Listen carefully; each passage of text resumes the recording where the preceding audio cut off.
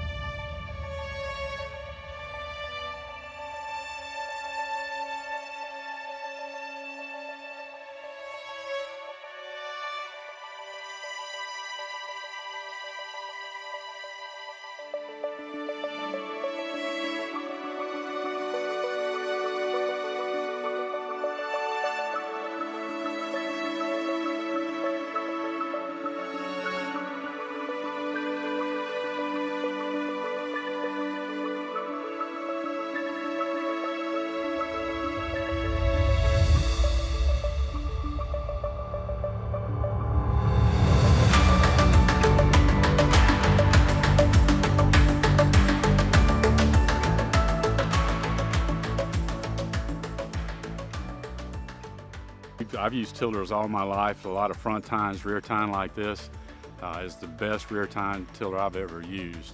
So it's a great machine. It's a really good machine.